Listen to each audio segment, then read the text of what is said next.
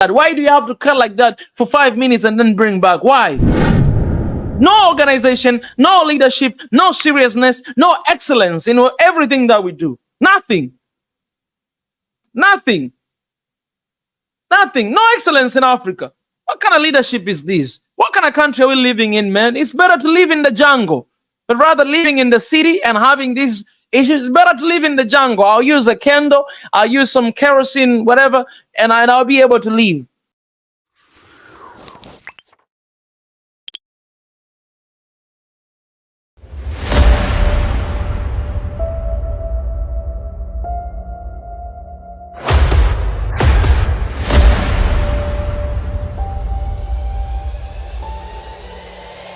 This is the journey to one Africa. I hope you guys, man, like I was just, shouting to all the countries that have been joining me. I mean, that are here joining me, watching this session live right now.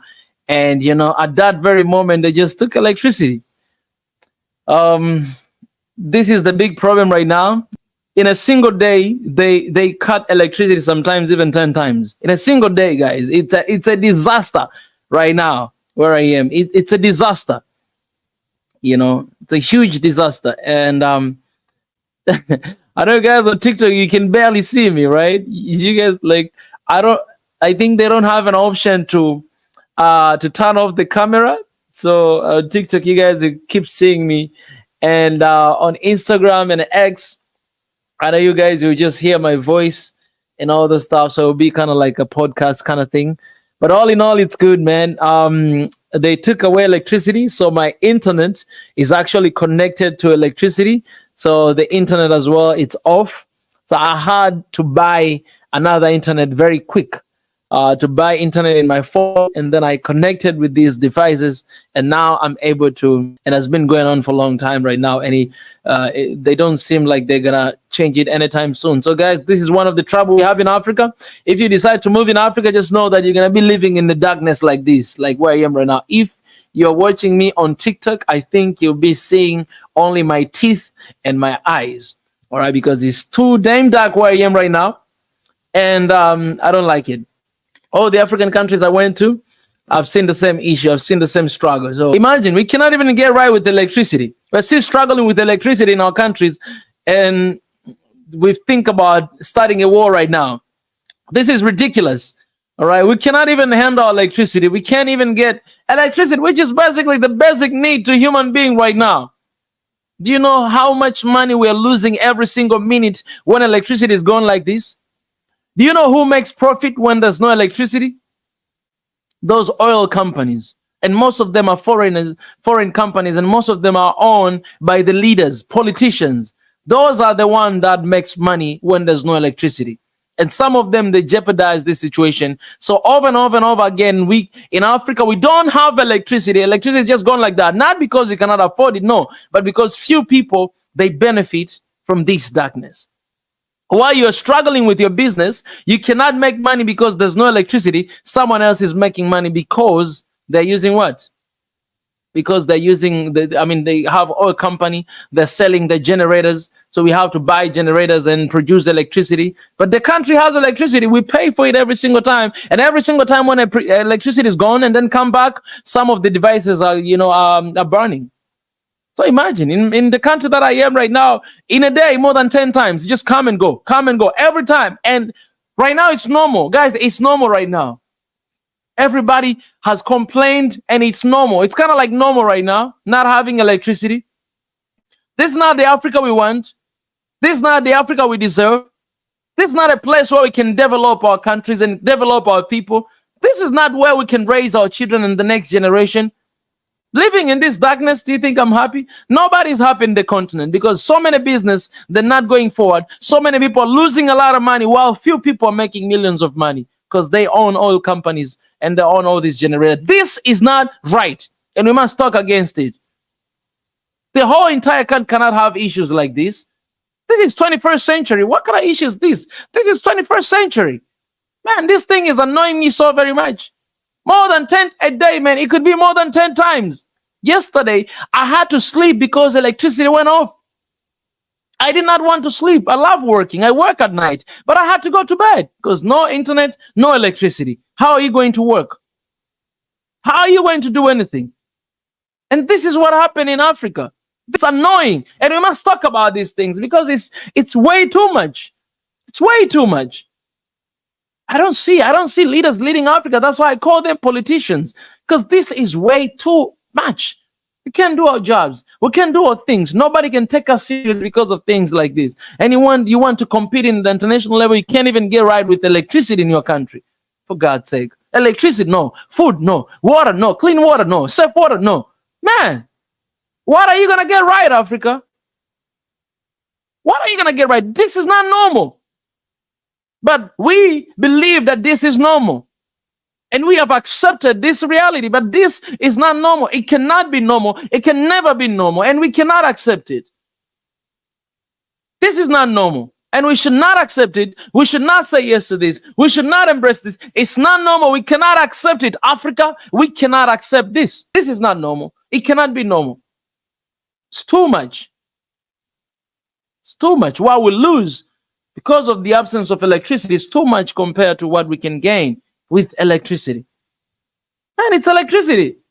So, to be honest, man, I'm telling you the truth, man. One of these days I thought, I was like, man, I miss my life in Korea. I'll tell you the truth. I felt it for the first time since I left 2 years ago. I'm always very positive, but not like this. But the first time, yesterday, I felt that. I felt that, man, I missed that time, man. You never seen electricity going off. You never seen a moment. You never seen the internet is shaky. You never seen a moment. This is a small, tiny country. Has a strong economy. Look at our countries, man. What do we have in our country? We have everything we need, but we struggle with electricity. For God's sake. But this is not normal. Now you guys here on TikTok, you can barely see me. But this is the reality. I'm not going to turn off the camera. This is the reality. Now, this is Africa. This is the reality of Africa. This is what we're living in. This is what we have to go through every single day. While we have leaders that we choose, we pick them, we put them in the government, and this is what we get in return in Africa. This is what has been going on for 60 plus years, and nobody seems to get right. This. See it very clear. Now electricity came back, you see? It's always like this. I'm telling you, you guys are here. You just wait. You just wait. Before I finish this stream, you go off again. So people are playing with us. So every time when it come like this, you know what happens? Our electrical devices, they get burned. You need to buy other things. You know how much money you lose when you get into trouble like that? It's a lot of money you lose. It's a lot of damn money. Why do you have to play with people's mind like that? Why do you have to cut like that for 5 minutes and then bring back? Why? No organization, no leadership, no seriousness, no excellence in everything that we do. Nothing. Nothing. Nothing. No excellence in Africa. What kind of leadership is this? What kind of country are we living in, man? It's better to live in the jungle, but rather living in the city and having these issues. It's better to live in the jungle. I'll use a candle, I'll use some kerosene, whatever, and I'll be able to live. What kind of life is this? This is not life to live. And you can't blame God for this. This is us. These people that we trust with and giving them government. This is what we get in return. Every single day, trouble, every single day. Yesterday, I lost it yesterday, man. I lost it. Yesterday, I lost it, man. I went to bed. I don't like sleeping early, man. I sleep at 2, 3, 4, 5. That's when I sleep.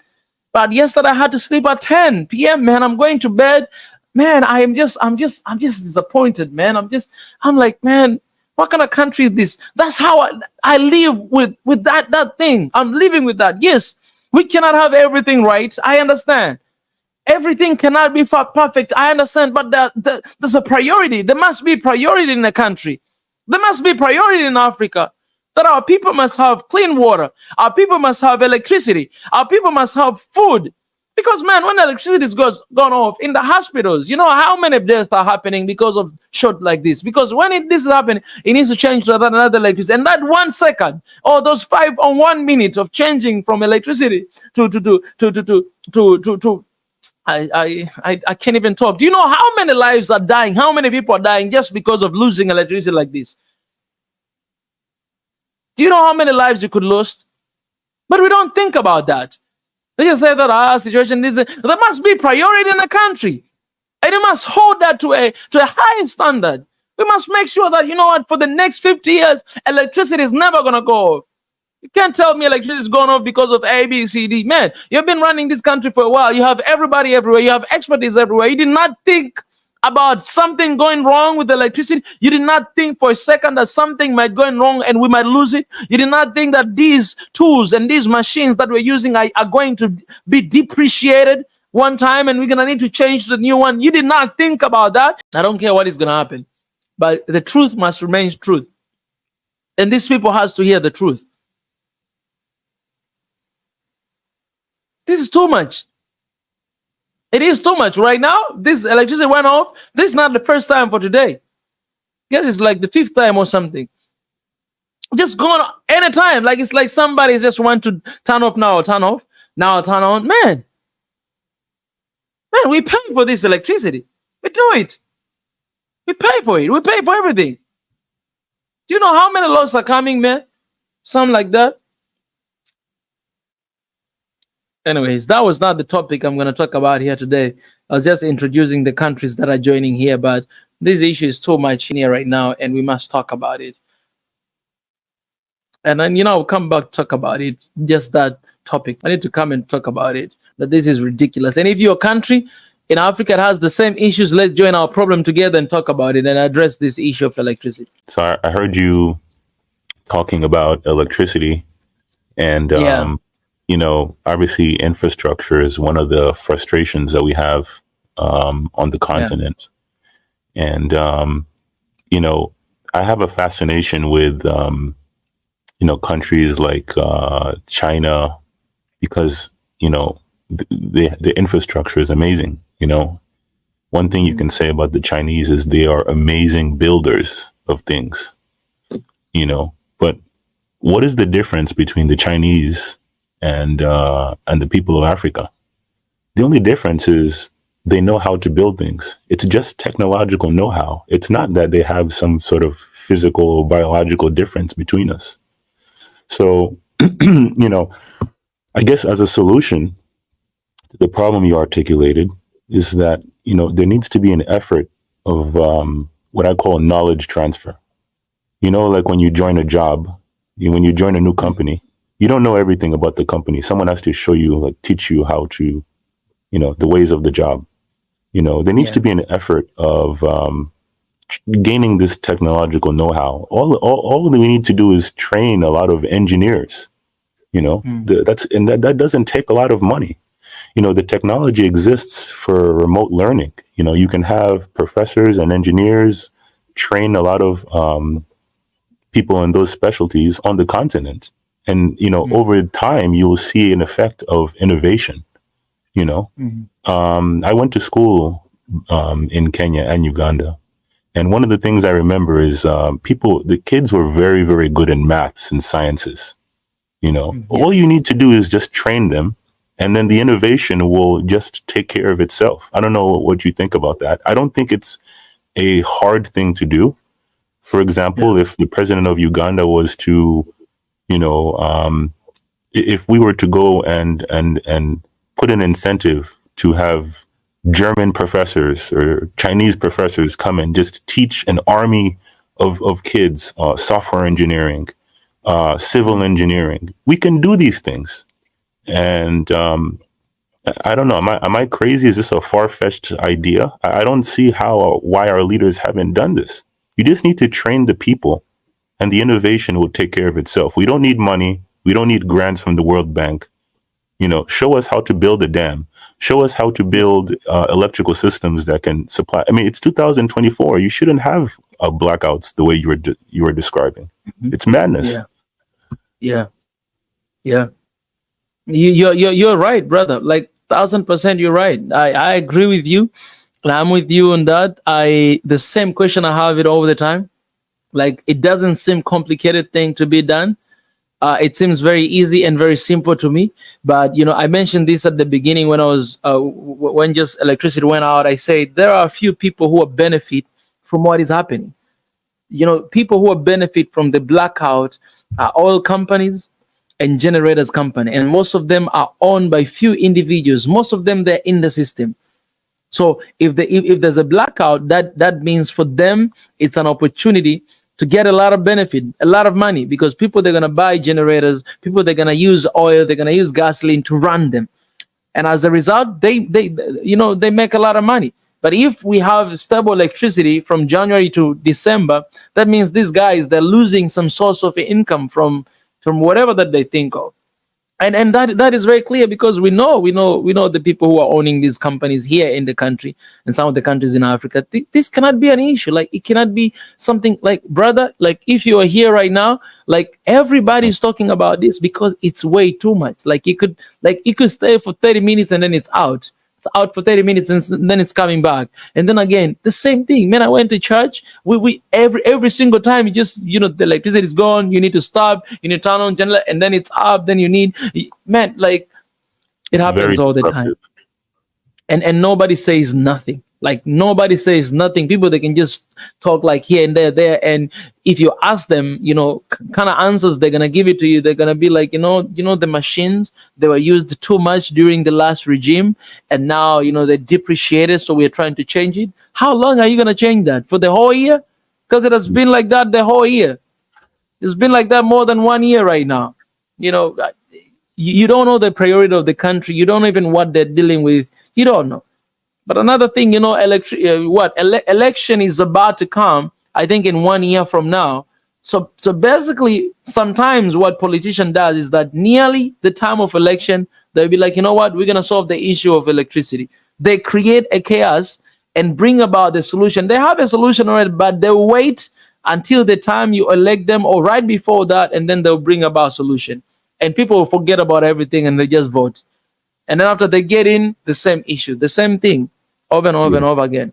And just, I kind of want to, I don't want to hijack your stream, but, that's a big frustration I have with the governments back there, in that it seems as though, like, what you just described happens in America as well. Politicians make promises during their election, and then when they're in office, they don't deliver. I think, and it's easy to just throw out ideas there, but this is something I've been thinking about. I think this, as Africans, we need to think, what type of system of government do we want to live under in the next 100, 200 years? Do we want to just copy the Western format of centralized government, or is there a better way? I think that, we should look at the Western system of government and take the good parts and discard the bad parts, because it's not a perfect system. What you described about politicians over promising and under delivering happens in the US, it happens in Europe as well. I think, I have a real problem with the system of government that we have. I think it's a system that was imposed on us, and people talk about, oh, why is Africa behind? Why is Africa infrastructure still not good? This is a system of government, a system of governing people that was imposed on us maybe in the 1960s, 1950s, and it's alien to our culture, I would argue. Our culture generally is very decentralized. Local chiefs have the power over the local area that we live in. So this idea where, you have a central president, a central head of state governing over a large number of people, it's different, and it takes time. Maybe decades or maybe centuries to adjust, because it's hard. Culture is very difficult to change. It doesn't just happen overnight. And with this system of government that we have, you have like in Uganda, for example. If you go where Museveni's from in Western Uganda, the roads are very smooth and the infrastructure is a lot better if you go to where Museveni's from. But if you go to other parts of the country, The roads are very bad. The infrastructure is not good. So even things like tribalism is a factor. I don't know if that happens in Tanzania. I don't know if there's certain areas that are more developed because of, where the president is from, but even something like that,